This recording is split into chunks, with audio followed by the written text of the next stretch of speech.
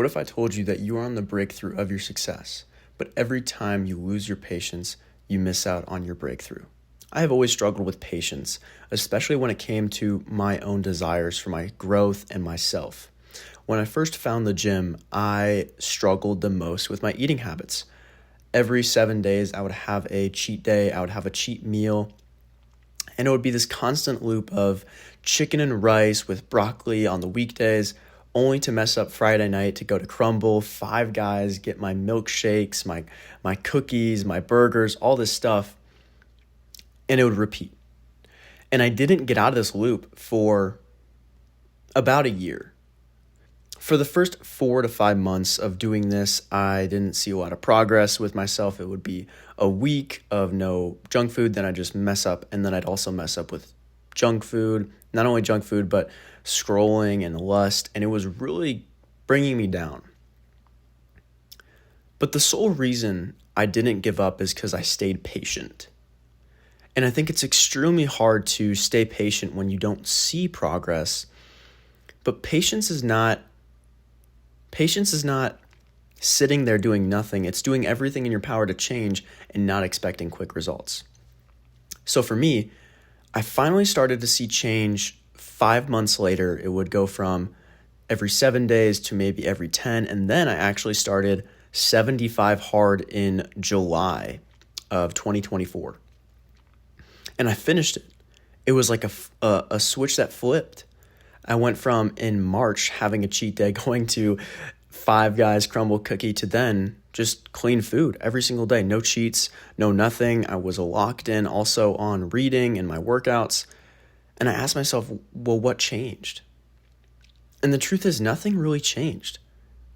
Like, I would still mess up. I would still fall into my temptation. The difference is that I had just more experience of knowing when my temptation was coming. I had more experience of knowing the temptation blocks, how to overcome them.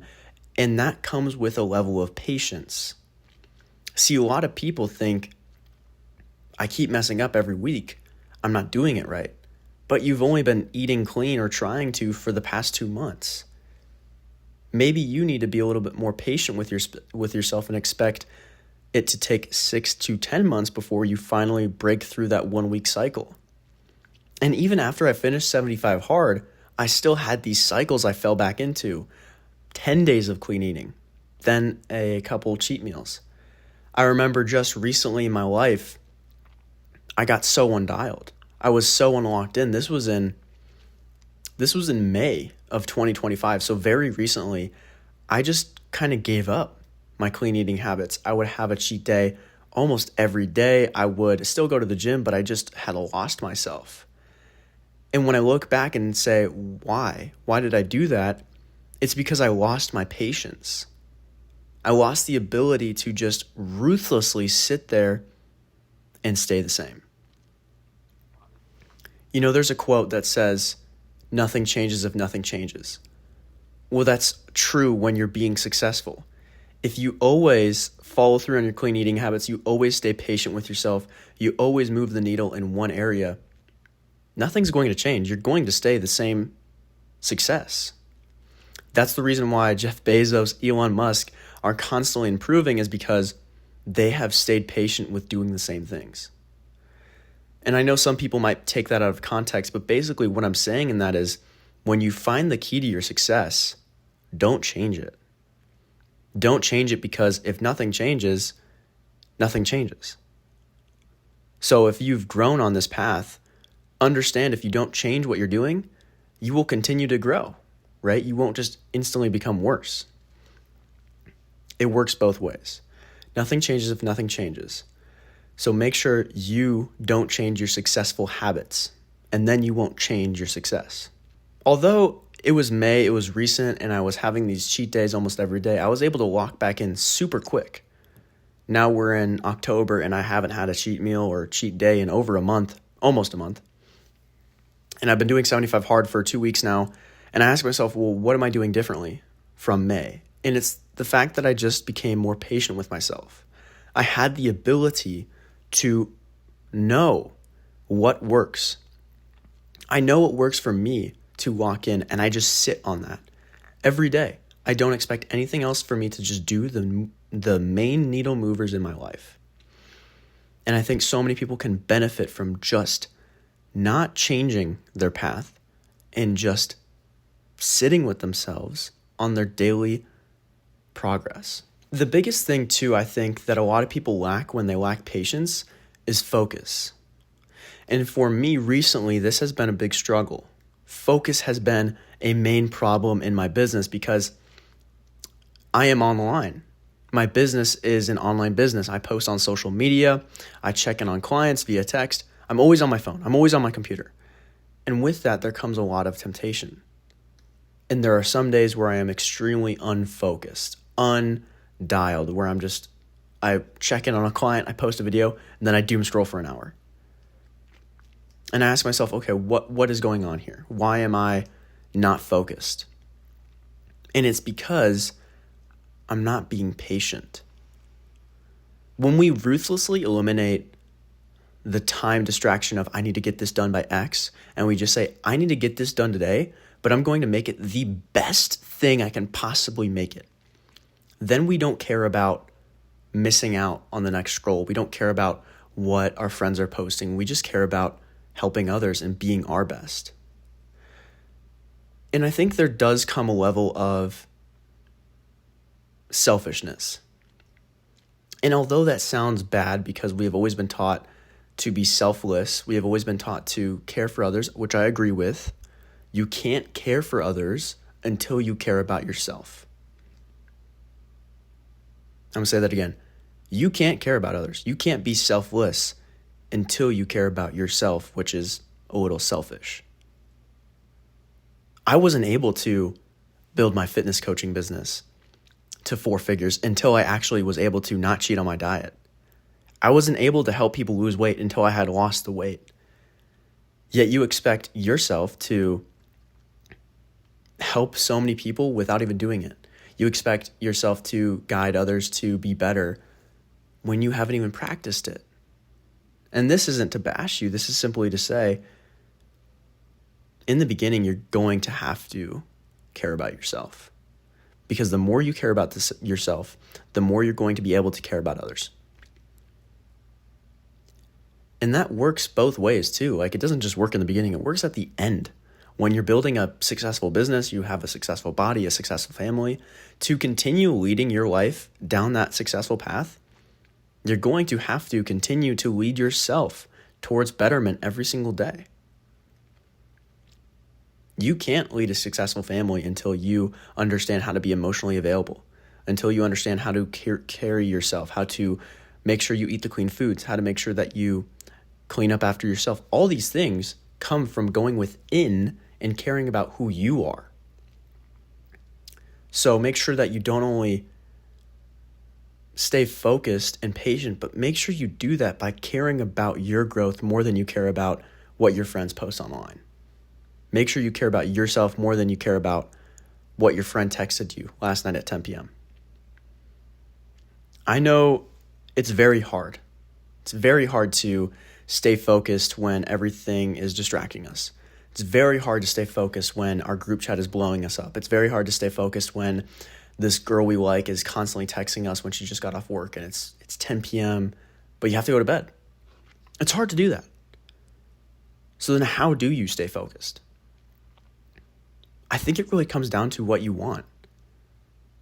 When I ask myself, why am I constantly growing? Why am I basically hitting new metrics every month with my physique, with my business, with my health? It's because I realize I would much rather level up in life than level up my Snap score. I would much rather level up my business than I would level up my social media following. I would very much rather level up my clients than I would level up some relationship that I don't know if it's going to last. For me, I have realized the benefits of both. Yes, in the moment, texting your group chat, texting that girl, it's going to feel good. But down the line, do you gain anything from it? I don't think so. And that's why I've been able to see, well, the opposite is true. In the moment, checking in on my clients doesn't feel good. In the moment, hitting the gym doesn't feel good. But afterwards, a month down the line, I get to see my bench went up, my confidence increased, and my clients got better. You have to be able to understand saying yes to something is ultimately saying no to another thing. If you say yes to going out, if you say yes to responding to your group chat, you're saying no to staying focused and patient, which could be costing you your future progress. And a lot of people think that you can't be this obsessed, you can't be this patient, you can't be this focused. But I would argue that if you aren't, then you don't really want it. If you really wanted to grow, if you really wanted to change, you would become obsessed with it, right? Obsession beats talent every time. And there's a sacrifice for both ends. Like, if you want to be better, you have to understand it's going to cost you the Friday nights. It's going to cost you the girl you've been talking to. It's going to cost you that group chat that you're always in. It's going to cost you FIFA and basketball and all this stuff. It's going to cost you that in order to fill that time with work, with hitting your goals, with becoming better for your future. But if you don't want to be better, then the cost of business will be replacing that with all those other things. If you want to be better, just understand that's the trade-off. And if you don't, great, you can keep living the same life. Just understand that when you're wanting to become more patient, when you're wanting to become more focused, there is no in-between. There is no in-between. There really isn't. And when it comes to patience and growth, you find rest, you find rejuvenation in the process. And that's it.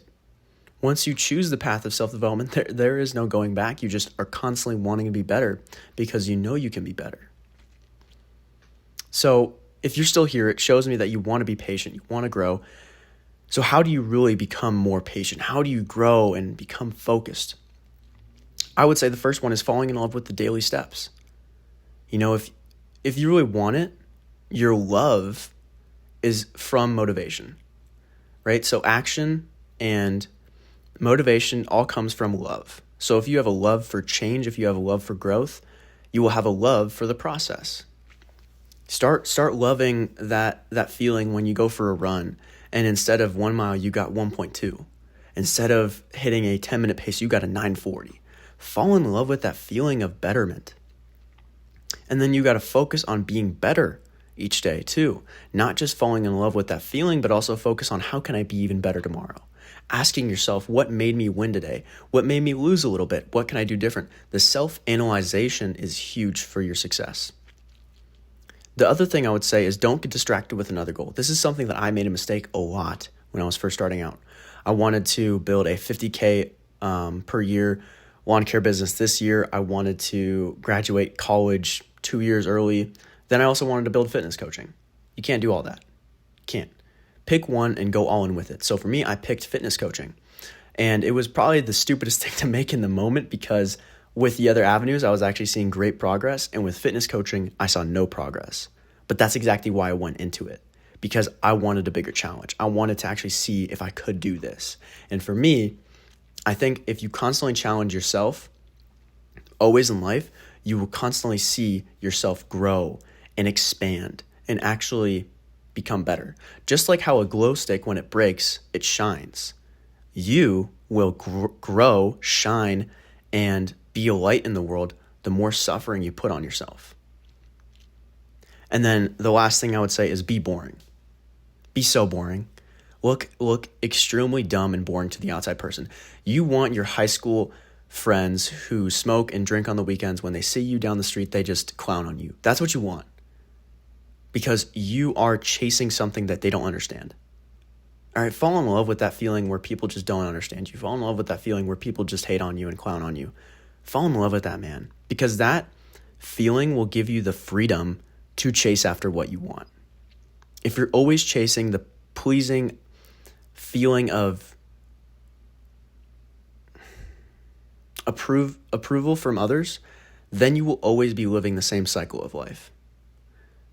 Buying the same new car that you can't afford, going to the same parties that you don't enjoy, hanging out with the same girls who don't have the same values as you, just to impress those that you don't even want to be like. So be boring, do the same thing every day in order to look dumb to the average person.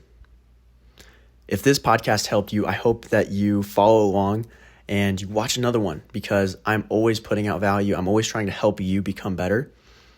And I would say if you're on YouTube, make sure you watch another video, drop a comment, subscribe for more. And then if you're wanting help on your fitness journey and your self-growth journey, I have linked my website down below.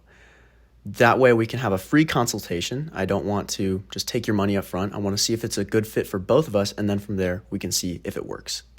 Hope you guys found this message valuable. Hope you have a great day. Thank you for watching.